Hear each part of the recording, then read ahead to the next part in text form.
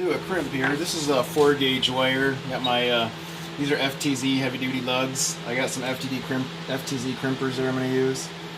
So first I got these instead of buying cable cutters, I bought these Fisker's garden shears, I guess, and I use them to strip the insulation back too. So first thing is I just see how long it needs to be. I go a little bit further. If there's a gap in between the lug and the insulation, I'm putting double wall adhesive shrink tubing over it so it'll seal it anyhow. So it seems like I always cut these not long enough. I have to keep cutting more and more insulation off, so I prefer to just kind of get a little excess.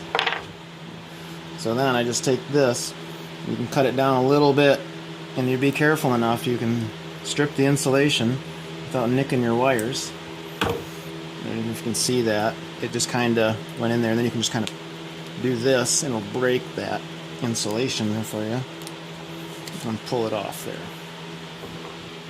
And so this will fit over that, and you can see that actually stripped back quite a bit more. I don't want that much. So the nice thing about these is I don't really have a garbage. Don't show my parents this, but I'm gonna put it right here. This is just, you can just trim some off and trims it. Well, that's dog walking now.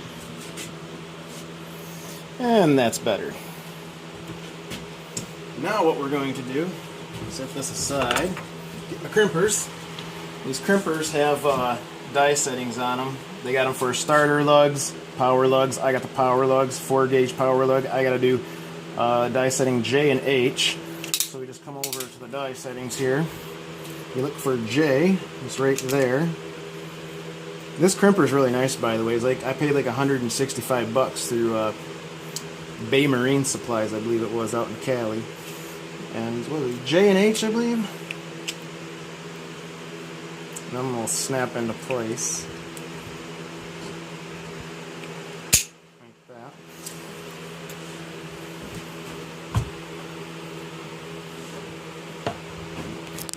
These crimps, the heavy duty ones, you want to do 2 crimps on them. You want to start on the outermost part of the lug for your first crimp. Let me just double check this. J and H, so that's it. J and H. So we're going to crimp now.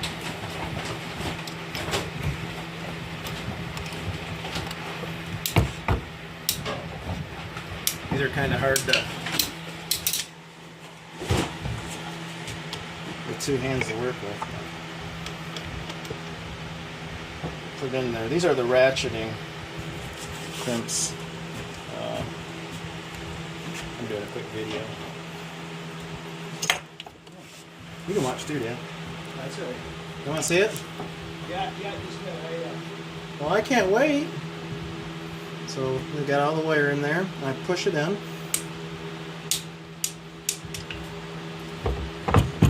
There's one crimp. And then I do another crimp. I rotate it 90 degrees and do another crimp to smooth that crimp out. So there's the first crimp. Now you should be able to take these, pull, and not get that. That should not come out at all. Now we'll do the next crimp on the inside there. Line it up like so. And I just kind of double check it to see if we're lined up good, and looks like we're good enough there. See, the first crimp, it can give you a little sharp edge there sometimes, so I'll just retake that. There we go. That's a good crimp there, I believe.